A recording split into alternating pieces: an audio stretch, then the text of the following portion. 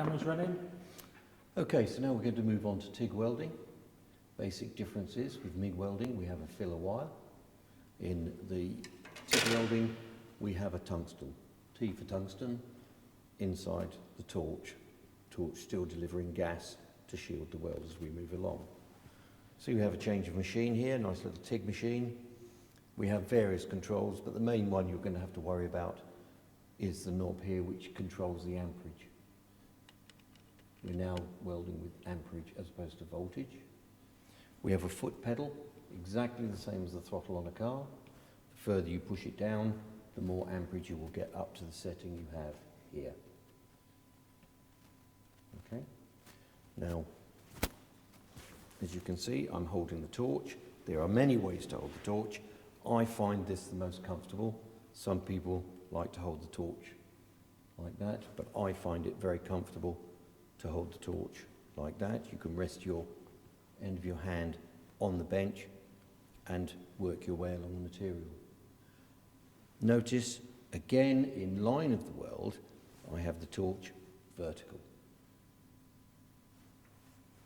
90 degrees to the weld line. You can see, again, I'm leaning back. But don't forget, the power of the arc is coming straight out of the end of the tungsten, so don't lean back too far. We want to keep it fairly vertical. They say about 70 degrees. We're going to have a filler rod, correct filler rod here, which I'll have in my other hand. What I'm going to do is I will start the weld. Notice the gap between the tungsten and the workpiece is between 2 and 3 millimeters, and it should stay like that the whole time. As I'm welding, you'll see there'll be a molten pool, a round pool of molten metal. As I achieve that molten pool, I will come in with the filler rod at a very low angle and dip it into the molten pool. As I've done that, I will then move along so that the tungsten moves to the edge of the original molten pool, and then I will dip in another bit of filler rod, and I will keep doing that as I work my way along the material. But notice the distance between the tungsten and the workpiece always stays exactly the same. So I'm not putting a lot of weight on my wrist, I'm just using that to support the torch and work my way along the material. Okay? So now if I switch the machine on, again, you will still need the same health and safety equipment, PPE.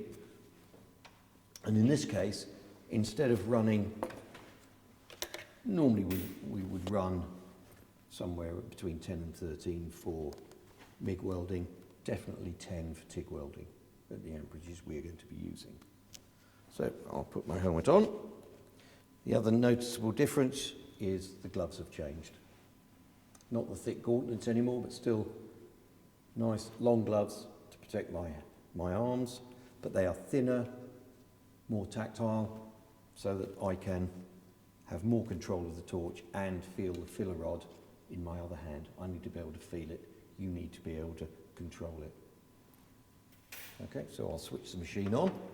We've changed the gas as well while the machine switches itself on. We're now using pure argon as opposed to argon CO2 mix. So I will make sure I'm set up ready.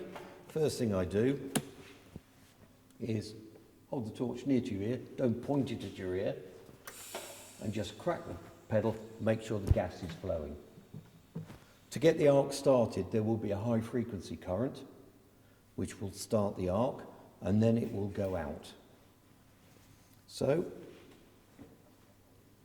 I bring the torch down to the workpiece, make sure I'm comfortable, and I can work my way along the material.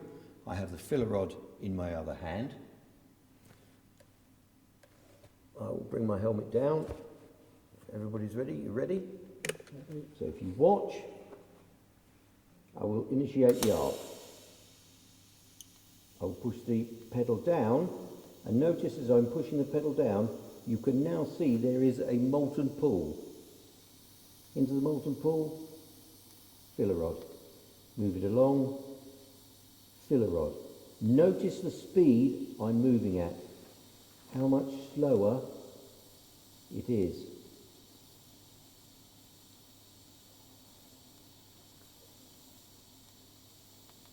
Take my foot off. Notice when I take my foot off, I keep the torch over the end of the weld while the gas is flowing, and that protects the weld from oxidization as it's cooling.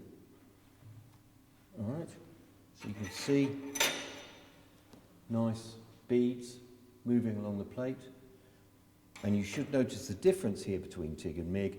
Nice narrow heat affected zone, very narrow weld, very precise, but it's a lot slower process.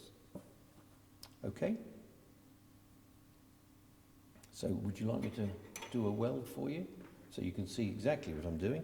Would you like a T-fillet or a butt weld? I know you really like T-fillet, so I'm going to give you a T-fillet. Now,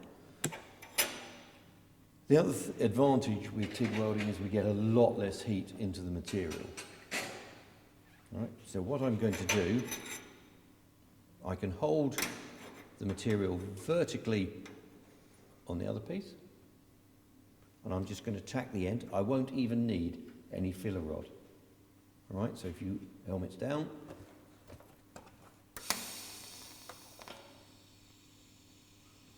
there we are. As you can see, a very small tack right on the end, literally. So you just turn it into the camera. So there we are, just the small tack you can see on the end. Yep. All right, and I'll put one on the other end. Mind your eyes.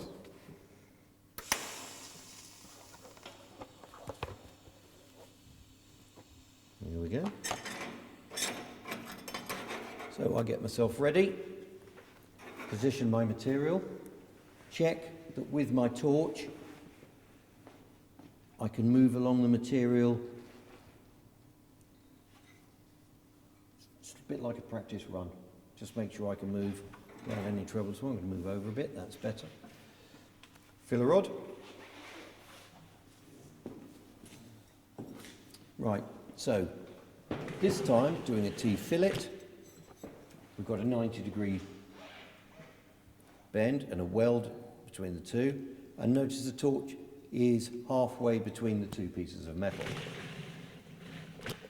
It's still leaning slightly back to the weld, so it's forcing gas forward over the material as I weld. So I'm now going to start welding.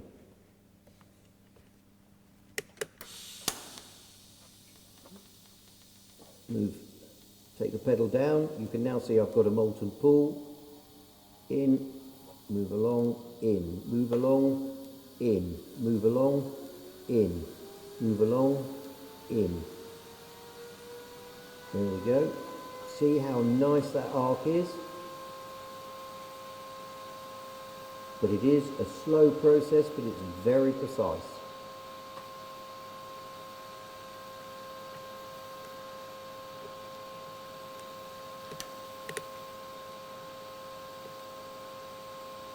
I'm controlling the position of the arc, and by controlling the foot pedal, I can keep the molten pool at the right width as I move along the material.